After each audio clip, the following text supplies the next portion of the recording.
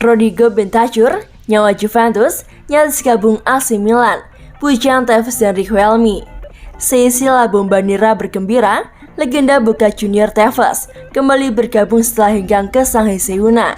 Tidak main-main, Riquelme juga hadir menyambut Tevez yang selalu menjadi juru selamat Boca Junior. Tetapi di tengah laga, bukan permainan Tevez yang mencuri perhatian. Justru gelandang jangkung dari Uruguay Rodrigo Bentancur yang memukau dalam laga melawan Lanús tersebut. Permainannya benar-benar mengingatkan kita kepada Riquelme, tenang dalam membawa bola dan juga punya catatan sendiri dalam dikte permainan. Ada alasan mengapa Eropa melihat dan mengatakan memiliki sesuatu yang istimewa. Puji Riquelme untuk Bentancur saat itu. Hanya butuh 2 musim sejak bergabung dari Akademi Boca Junior untuk Bentancur ke Eropa. Juventus menjadi tim yang beruntung. Sejatinya, AC Milan yang membuat pergerakan pertama kali untuk mendaratkan Bentancur, tetapi kemudian terhenti di tengah-tengah dikarenakan masalah finansial dan internal klub. Juventus akhirnya sukses mendaratkan gelandang asal Uruguay ini, dan tak salah Juventus memboyong Bentancur. Pasalnya, ia nyaris tak tergantikan di lini tengah dan menjadi puzzle penting dalam permainan Juventus. Terbukti ia sudah mengemas 18 penampilan dan 2 assist pada musim ini. Hanya di Liga Italia, julukannya adalah Lolo atau si ayam dalam bahasa Spanyol dikarenakan sosoknya yang tinggi dan juga kurus. Di usia 9 tahun, ia sejatinya hanya iseng untuk mendaftar ke Akademi Peñarol dan bakat alaminya tidak berbohong. Ia sukses mencuri perhatian pemandu bakat tak terkecuali dari Boca Junior dan River Plate. Ketika Peñarol menawarkannya untuk masuk ke akademi, justru Boca Juniors yang mendapatkannya. Ia kemudian memperkuat Akademi Boca Junior. Promosi ke tim utama pada 2015, Bentancur mengisi lini tengah dan rutin masuk dalam starting line up. Di bawah asuhan Guillermo, Bentancur secara permanen menjadi andalan di lini tengah. Semusim kemudian, ia mengemas 7 gol bagi Boca Junior pada musim 2016-2017. Juventus akhirnya mendapatkannya dengan nilai transfer 18 juta euro. Datang ke Italia, Bentancur harus melakukan banyak penyesuaian untuk bisa bersaing mengisi lini tengah si nyonya tua. Yang pertama, tentu meningkatkan massa otot. Ini menjadi menu wajib di tahun-tahun awal Bentancur di Juventus. Bersama dengan Juventus, Rodrigo Bentancur diletakkan sebagai regista dan sangat vital dalam transisi dari bertahan ke menyerang. Tak jarang Bentancur turun hingga ke daerah pertahanannya sendiri untuk menjemput bola dan membangun serangan. Selain itu, ia juga punya tugas untuk menekan pemain lawan dan mengantisipasi serangan balik. Saya seorang 8 atau 5. Saya bukan pemain sayap meskipun saya telah melakukannya beberapa kali. Saya lebih suka mengontrol permainan, ujar Bentancur di laman Di Marzio. Bentancur sangat berpengaruh kepada permainan Juventus dan nyaris tak tergantikan meskipun kedatangan sejumlah pemain tengah. Musim lalu, ia mengemas 33 penampilan dan 4 assist di Liga Italia. Dan sejauh ini sukses membawa Juve meraih 3 gelar Liga Italia dan 2 Coppa Italia.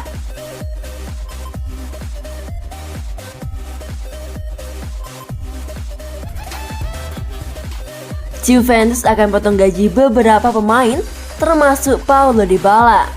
Juventus akan menurunkan gaji sejumlah pemain yang kontraknya akan habis pada musim panas ini. Salah satu di antaranya adalah Paulo Dybala. Juventus mengalami kerugian senilai hampir 3,4 triliun rupiah pada musim 2020-2021. Oleh karena itulah, menurut sejumlah laporan, Juve harus menurunkan tagihan gaji pemain.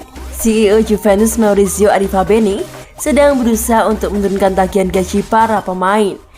Menurut Tuttosport dan Calciomercato.com, Juventus akan menawarkan pemotongan gaji sebesar 15% kepada para pemain yang kontraknya habis pada Juni mendatang. Ada 6 pemain Juventus yang kontraknya berakhir pada musim panas ini.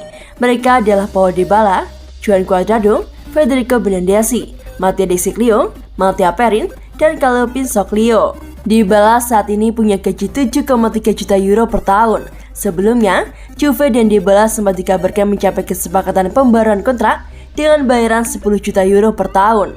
Namun, dengan situasi ini, Juve kabarnya akan mengubah penampilan untuk Dybala.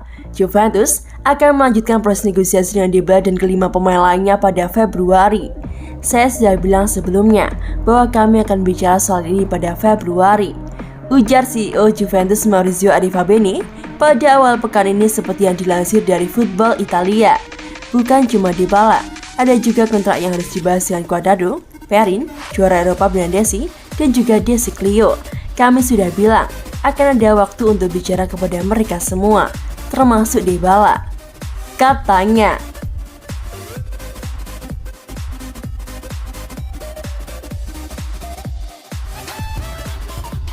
Musim panas nanti, Chelsea prioritaskan transfer dialog dari Juventus. Raksasa Premier League Chelsea dikabarkan telah menjadikan bek Juventus Mathis De Ligt sebagai prioritas transfernya pada musim panas 2022 mendatang. Chelsea sekarang ini menjadi klub yang sangat kuat. Hal tersebut tak lepas dari kokohnya lini belakang mereka. Akan tetapi, musim depan ada kemungkinan tembok pertahanan Chelsea akan runtuh. Sebab, ada 3 pemain yang bisa cabut dari Stamford Bridge. Mereka adalah Antonio Rudiger, Cesar Azpilicueta, dan juga Andreas Christensen.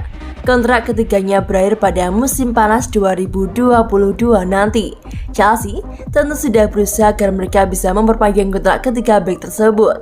Namun sejauh ini, belum ada kepastian dari ketiganya apakah akan bertahan atau pergi. Maka dari itu, wajar jika Chelsea hanya bergerak mencari bek baru.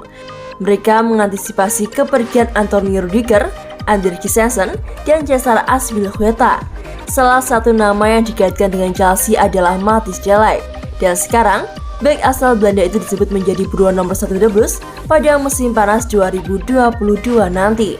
Klaim itu dilontarkan oleh La Repubblica. Chelsea juga disebut siap pecah celengan agar bisa memboyong Mathis De Ligt dari Juventus. Laporan tersebut juga menyebutkan bahwa Chelsea memang sangat tergila-gila pada Mathis De Ligt. Jika mereka memang ingin merekrutnya, maka Juve harus merogoh koceknya sekitar 65 juta euro.